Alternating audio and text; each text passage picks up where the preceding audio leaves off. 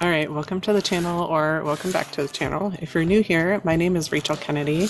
You are watching Living the Denver Boulder Lifestyle. Before we get started, I'd like to remind you that I am a licensed broker here in the state of Colorado. As much as I love putting this content together for you so that you kind of know where to land here, I'd love even more to help you with those real estate needs. So if you're looking to make a move out here, please feel free to hit me up on that number or that email that is popping up on your screen below. And let's not waste any time. Let's get started.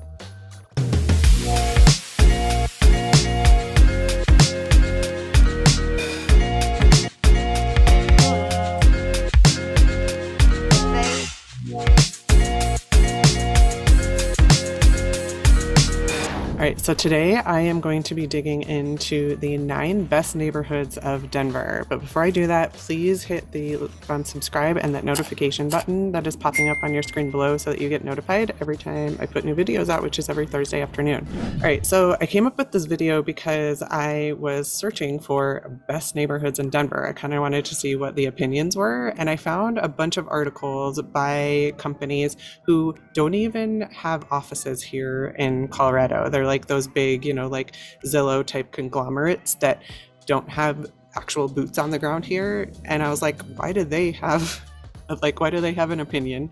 How do they know? They're just running off of like data and statistics, and they don't know like the actual vibe of the neighborhood. So I wanted to give a perspective from someone who works in the industry and knows the housing and knows the areas like the back of her hand, so that you get real life input on what are the actual best neighborhoods in Denver. One of the biggest problems I had was that they had all of these different neighborhoods that I'll dig into here, but they all have very different vibes, and not all of the neighborhoods are like great family neighborhoods, and not all of the neighborhoods are great for like those single professionals. So that's kind of the perspective that I'm coming from, is like, who lives in these neighborhoods and who do they serve the best? All right, so let's dig in. Our first neighborhood is Capitol Hill, or the Golden Triangle. So these were broken up into 2 different neighborhoods in the article that I found. However, these neighborhoods are right next door to each other, and they kind of bleed into each other. There's no like definitive like border between the 2. All right, so Capitol Hill sits to the south of downtown Denver and just to the south of Colfax Avenue.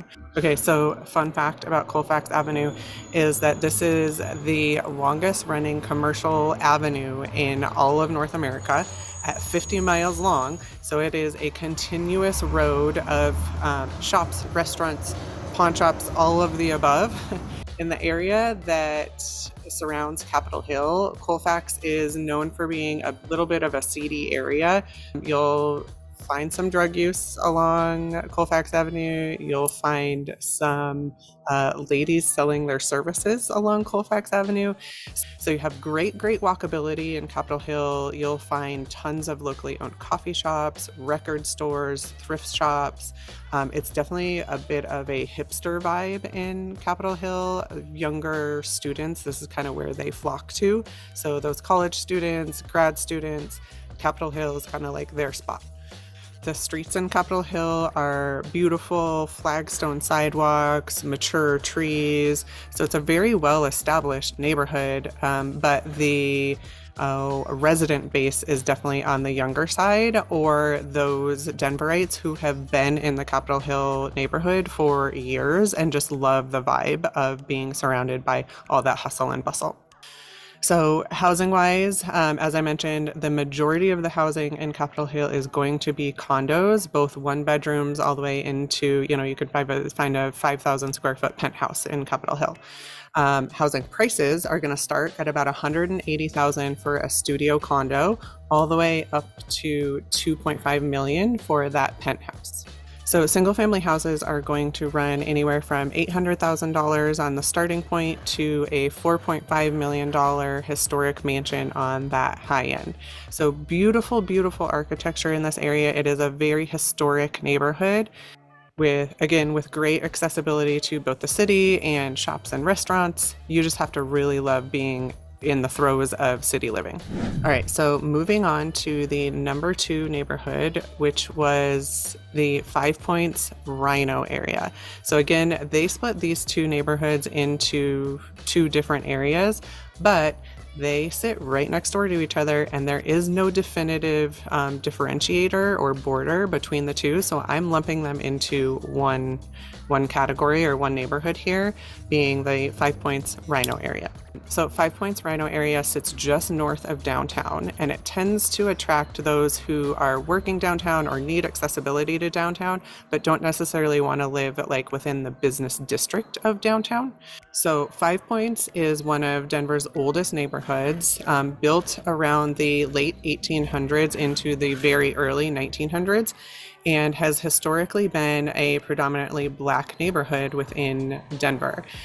Within the early 2000s, it started to be gentrified, and now we see a lot of these older homes starting to be either torn down with new builds being built on that lot, or those renovated, beautiful Victorian architecture. The homes in Five Points do sit on smaller lots, so those 3,000 up to maybe a 4,500 square foot lot. So if you're coming from an area that has really nice sprawling lots, the Five Points area is going to have very long and skinny lots. Now, the Rhino neighborhood, again, they kind of marry right into each other, but the Rhino area up until about 10 years ago has all been industrial area. So this is where we had a bunch of abandoned warehouses or empty lots where maybe a construction company would store their big equipment. So the really cool part is that they've done an amazing job in taking a lot of these old warehouses and turning them into some really, really cool spaces. There are condo buildings built out of these old warehouses. There are restaurants built into these old warehouses. So it's a really cool area to walk around and really just soak in that urban vibe. So the main difference between the two areas, in Rhino, you'll find mainly condo living or rental apartments. And then in the Five Points area, you'll find mainly single family properties. All right, so as far as housing prices go, you can step into a one-bedroom condo for about $300,000 up to $2 million for a really cool condo, 6,000 square feet in a converted church. The architecture in this property is absolutely amazing, and I just want you to take a moment to soak in all of the really cool features of this property. And then on the single family side, you can step into a 2-bedroom, 1-bath house for about $500,000 up to $2 million for a 5,000 square foot old converted warehouse. All right, so our next neighborhood is called the Highlands, and this has been a long time, hottest neighborhood of Denver, probably for the last 15 years. And the Highlands neighborhood sits just to the west of downtown Denver across I-25.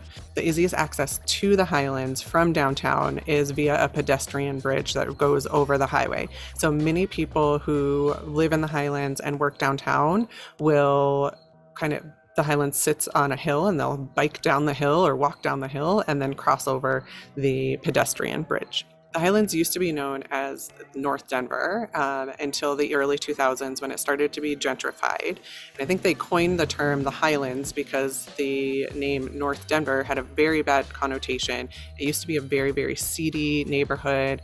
Not a lot of good things happened in North Denver. And so in order to kind of change people's mindsets, they gave it the name the Highlands. So within the Highlands, there are a few different pockets. I'm going to break it into 3 different pockets for this video. So the first pocket we're going to cover is called Lohi, and Lohi is the closest pocket to downtown Denver. So when you're coming from downtown Denver into the Highlands, Lohi is going to be the first area that you hit. Lohi is short for Lower Highlands.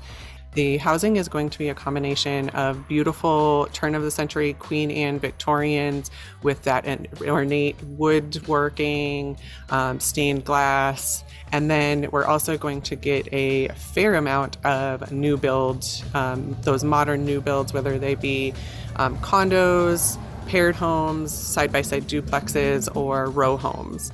The vibe in Lohi is what I would imagine Brooklyn feeling like these days. Though I will caveat that with saying I have not been to Brooklyn in the recent past, so I could be very wrong on that.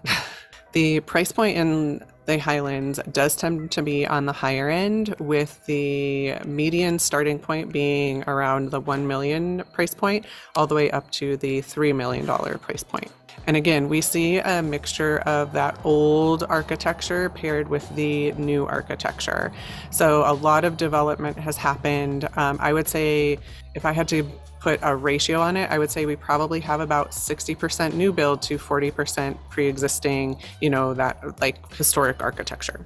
All right, so the next pocket of the Highlands that we're going to cover is called Sunnyside. And Sunnyside sits just to the north of Lowhigh on the north side of 38th Avenue.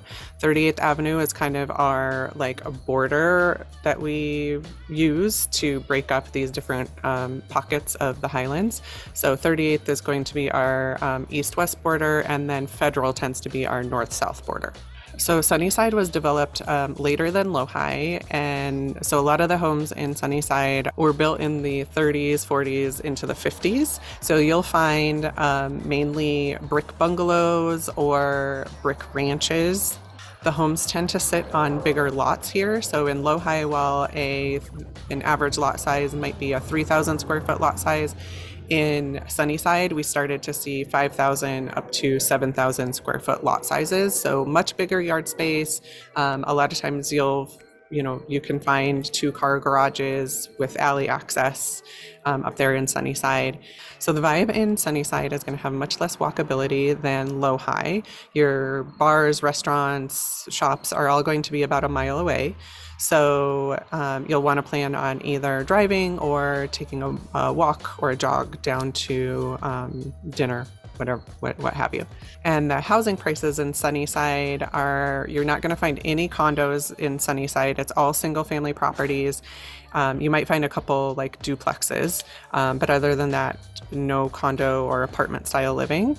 And the housing prices are going to start around $500,000 for a 2-bedroom, 1-bath bungalow that is going to need a total remodel, up to a $1.5 million price point for a 4,000 square foot modern new build. All right, so our third pocket of the Highlands is going to be the Berkeley/Highland Square area. Now, these tend to be two different pockets, but I'm lumping them together here because they feel very, very similar. The only difference is that they are separated by 38th Avenue. Now, remember I mentioned that 38th Avenue and Federal were kind of our our axes that split up those quadrants. So Berkeley sits on the north side of 38th Avenue, and Highland Square sits on the south side of 38th Avenue. They each were developed around the same time, so you'll find a handful of turn-of-the-century architecture, but for the most part, you're going to find those 40s, 50s built brick bungalows, and each area, Highland Square and Berkeley, have their own little Main Street area. In Berkeley, you have the Tennyson Street district. So between 38th and 44th Avenue along Tennyson, it's all shops and restaurants. It's a great area to hang out, have dinner, yoga, shopping. They host a handful of community events, whether it be a street fair. A lot of people love to try to buy as close to Tennyson as possible so that they have really great walkability. But really, if you're anywhere between Federal and Sheridan on that north side of 38th Avenue, you'll have walkability to Tennyson. Just depends on how far you want to walk. And then on the south side of 38th, we have the Highland Square area. Again, similar style architecture. Your Main Street area is going to be along 32nd Avenue, and you'll find, again, very similar trendy restaurants, a few clothing shops. There's some staples that have been there for years. All right, so housing prices. You will only find condo living along the Tennyson Street district. I don't know of any other condos that exist within Highland Square or Tennyson. I could be wrong. There could be developments happening that I'm not aware of. But for the most part, you're going to find just single family housing on those bigger lots, similar to the Sunnyside area. And the housing prices are going to start around $550,000 for a 2-bedroom, 1-bath bungalow that needs some love, up to $2.6 million for a 4,500 square foot modern new build. All right, so the next neighborhood that we're going to dig into is called Sloan Lake. Now, some people will lump this together with the Highlands area. I separated it out because it does have a different vibe than Berkeley, Highland Square, Sunnyside. It does tend to be one of the higher end pockets of the west side of I-25 or the west side of the city. You'll see a lot of modern new builds in this area paired with those 40s, 50s built properties. Not a ton of turn of the century Queen Anne Victorians over here. It was developed a little bit later. The neighborhood of Sloan Lake is named after its claim to fame, which is, you guessed it, Sloan Lake. There is an actual lake here that used to allow motorized boats and watercraft on it, but no longer. So right now they only allow for kayaks, paddle boards. I think they said personally motorized watercraft. There is no swimming in the lake. I think because of the threat of like algae and grossness that you wouldn't want to swim in. So I don't see a lot of people swimming in the lake, but there is always people running around the lake, hanging out at the lake. So as I mentioned, a ton of modern new builds here in the Sloan Lake area. Unfortunately, we've seen a lot of the old homes being scraped and those tall, skinny new builds put up. You will find a few condo buildings in the Sloan Lake area. They're mainly older condos, either a high-rise building or low-rise, like one floor, kind of like courtyard area, think Melrose Place-ish. So housing pricing, you can step into a 1-bedroom, 1-bath condo for about $350,000, all the way up to $3.8 million for a modern new build right across from the lake. All right, so our next neighborhood that we're going to dig into is Washington Park, or Wash Park, as you'll very often hear it referred to. If Denver had a Central Park, Wash Park would be it. The park itself is 155 acres. It has 2 lakes on it, neither of which allow motorized vehicle or motorized boats. I believe one of the lakes allows for paddle boards, not paddle boards, paddle boats. I don't think they allow for paddle boards or for you to bring in your own watercraft. You have to rent the paddle board from the lake. There are tennis courts. There is a path that goes all the way around the park. So oftentimes you'll see a ton of people out for a jog or a walk around the park. And Wash Park is also known for its volleyball community. There are a ton of volleyball games that'll pop up over the weekend or even throughout the week on the evenings.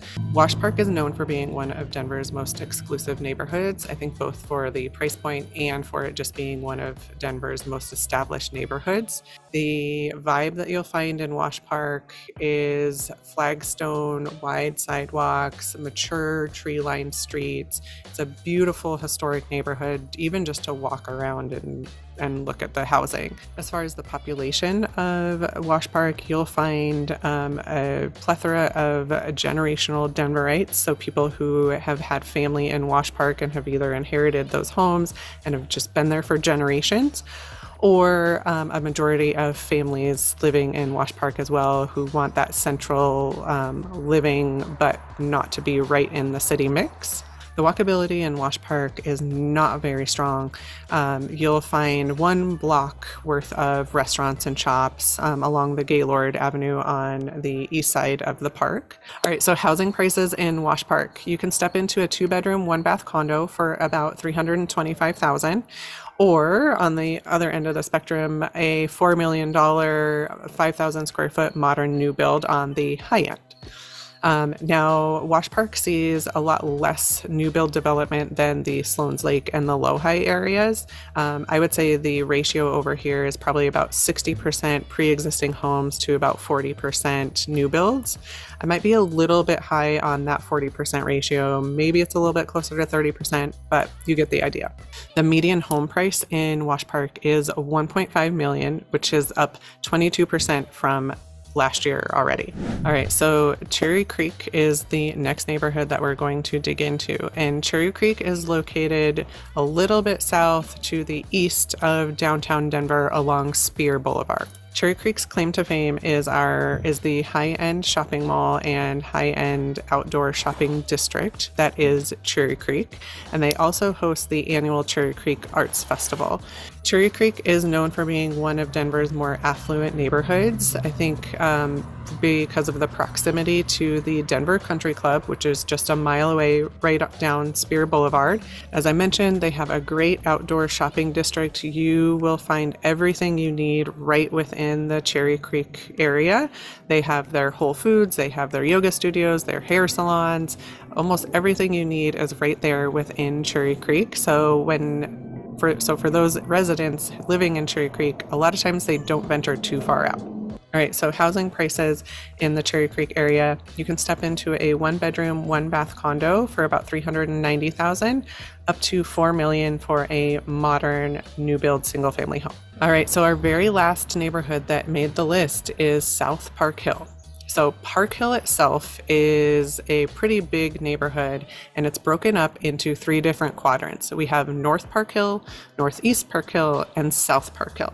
South Park Hill is the neighborhood that made the list. So we're going to focus on South Park Hill, which is 26th Ave south to Colfax Avenue between Monaco and Colorado Boulevard. Now, just across Colorado Boulevard from the South Park Hill neighborhood is City Park. Now, City Park is one of Denver's biggest parks. It houses the Denver Zoo, the City Park Golf Course, and our Museum of Nature and Science. So it tends to be a really main hub for weekend educational activities.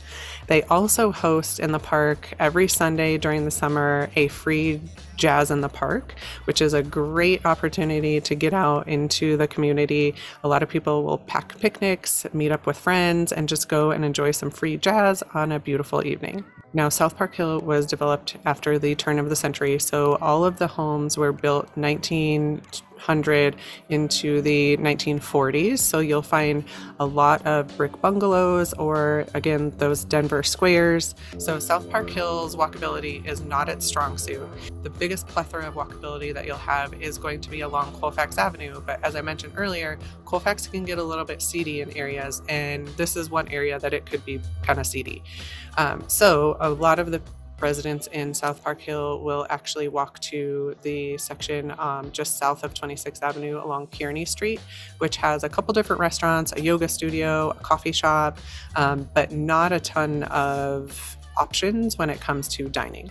The vibe in South Park Hill tends to be a lot of families. I think they're drawn in by the great public schools. The public schools that South Park Hill feeds into are known for being very highly rated. So housing prices in South Park Hill. There are absolutely no condos in South Park Hill. So it's going to be all single family living, and the single family homes for a 2-bedroom, 1-bath, really cool mid-century modern, you can step into that for about $700,000, all the way up to $2.8 million for a beautiful 1930s built 5-bedroom historic Tudor. All right, so that concludes our list of the 9 best neighborhoods in Denver, according to this random article by this company in New York City that wrote it. So I just gave you a local's perspective on what these neighborhoods are actually about and who lives there and who is best served by living in these neighborhoods. So if I missed any of the neighborhoods that you have questions about, please drop me a comment below. I'd love to dig into it for you. Until next time.